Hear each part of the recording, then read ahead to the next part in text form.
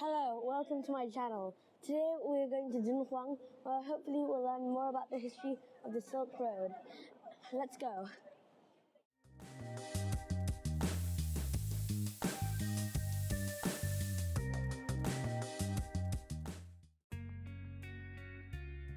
Dunhuang is a city located in Gansu Province, in the Gobi Desert. The city was vital in the Silk Road, a trading route that connected the Eastern world to the Western world.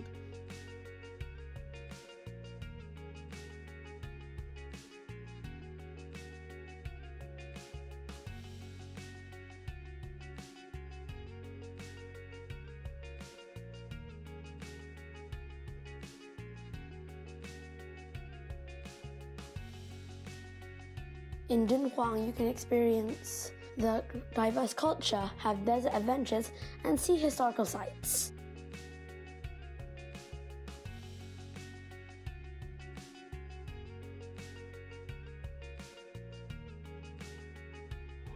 Okay, so we just arrived. So my first impressions of the place, even though I haven't even left the airport, I already know it is really hot outside, it's really sunny, and this is like 6:30. So yeah, I actually kind of expected it since we're in the middle of the Gobi Desert.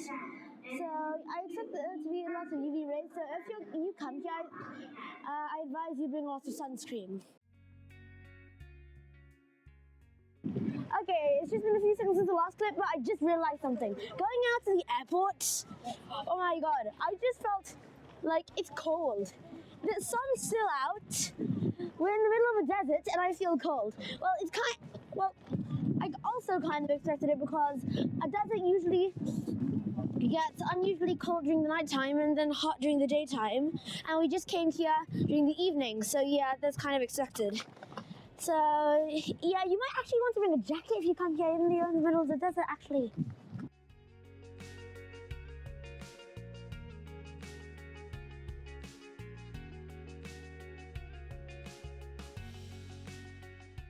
So, we're currently eating some traditional Gansu cuisine for dinner. So, this is nyangpi noodles.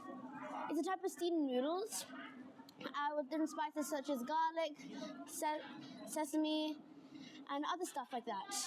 So yeah, let's just try a bit.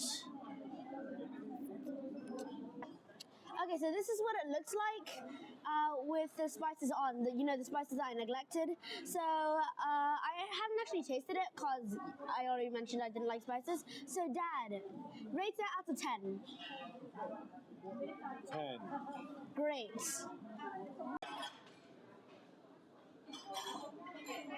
This is cumin. One of the biggest exports of the Silk Road was spices. Cumin is one of the sweet spices. That's also why I eat it. So let's just do a small taste test. Just do a bit of this lamb, a bit of cumin. Cumin is one of the sweet spices. Yeah, pretty good.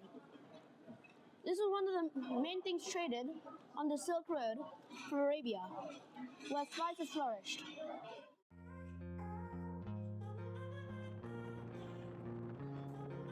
It's the next day, and we're taking a road trip to our first destination in Dunhuang. It's a 2-hour car ride, and on the way, we decided to take a little stop. It's the next day, and we are visiting the statue. First of all, I'd like to comment on the weather. It's still really, really cold. So cold that I had to wear 2 layers of jackets and my hands are still freezing. This is a son of Earth. It is a baby, which is a sculpture on the side of the desert. So actually several if you go down the road. So yeah, it's nice to come and stop here and take a few photos.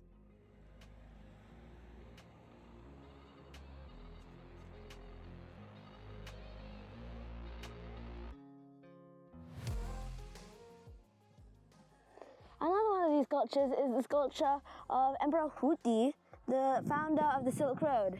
He was the one that sent diplomats to other places, specifically Western regions, and these trade networks eventually branched out into what we call the Silk Road.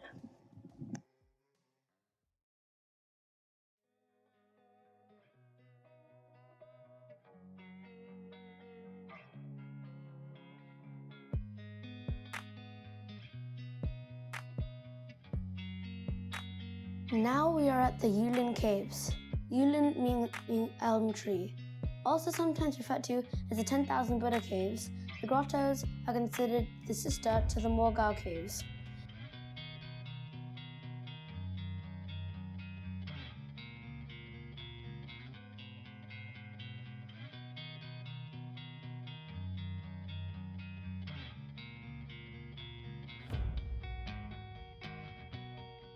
Carved in the Northern Wei dynasty, there are over 40 different caves, each cave filled with Indian and Chinese art.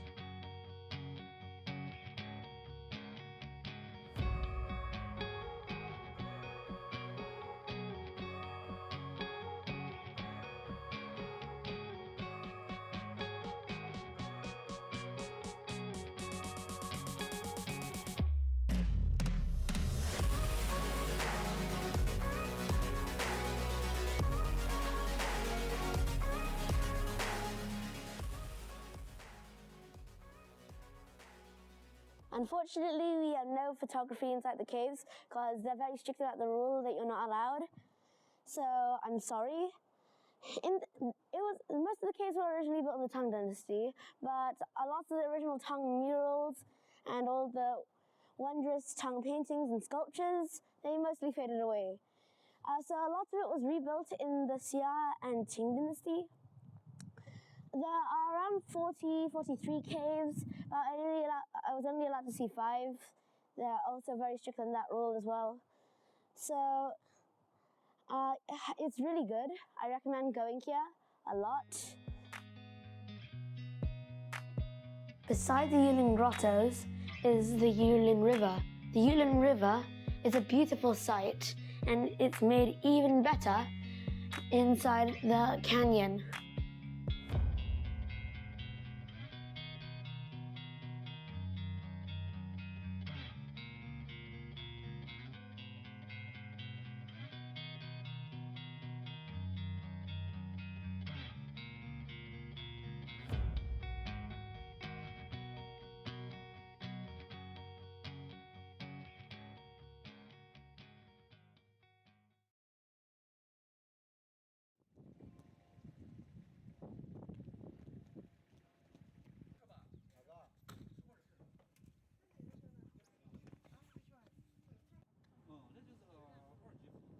Suoyang City is an ancient city east of Dunhuang.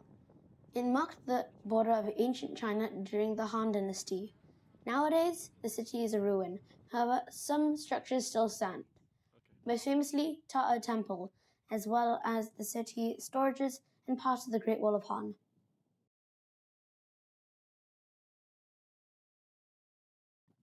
Suoyang City is actually famous for a type of herb called Suoyang herb, named after the city. So there's this legend that one time there were a bunch of enemies that besieged the city of Suoyang, and that they just starved them out. So all the Suoyang people were like, they had no food, so they were dying. But then some person dug up the herb, ate it, and then they actually got supplied by the herb. So eventually they became stronger, and they were able to fend off the enemy. The Suoyang herb only grows in winter underground, where it survives as a root until somebody digs it up. And you can even sometimes put it in wine and tea.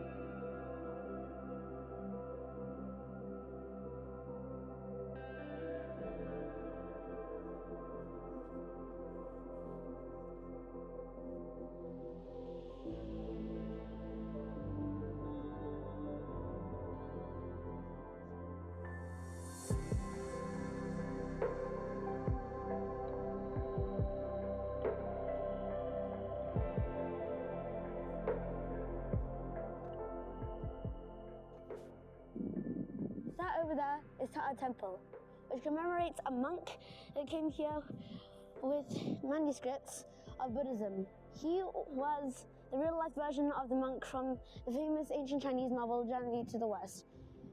Apparently, he came here and spread Buddhism. So, in this commemoration, they built Tata Temple. However, this is not to be confused with the Tata Temple in Qinghai, which is commemorating Tibetan Buddhism, which is different.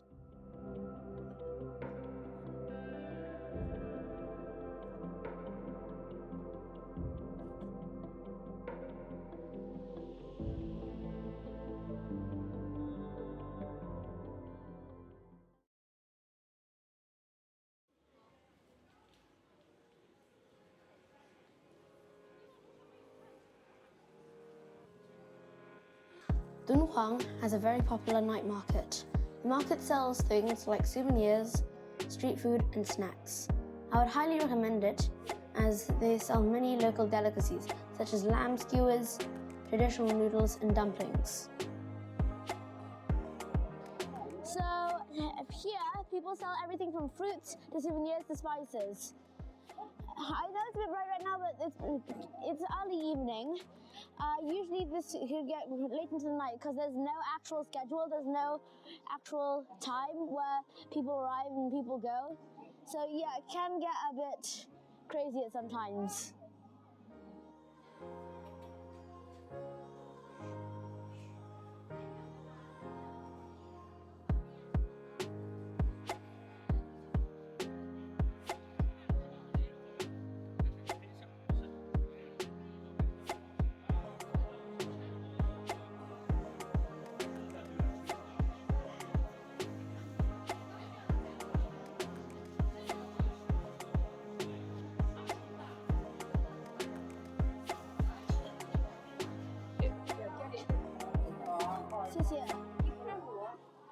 Okay, so I'm about to taste this.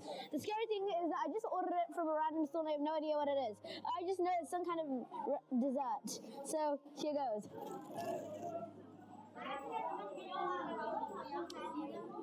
Slightly sweet. Has flavor, but I honestly have no idea what this is. I'd say out of 10, 7 or 8 out of 10.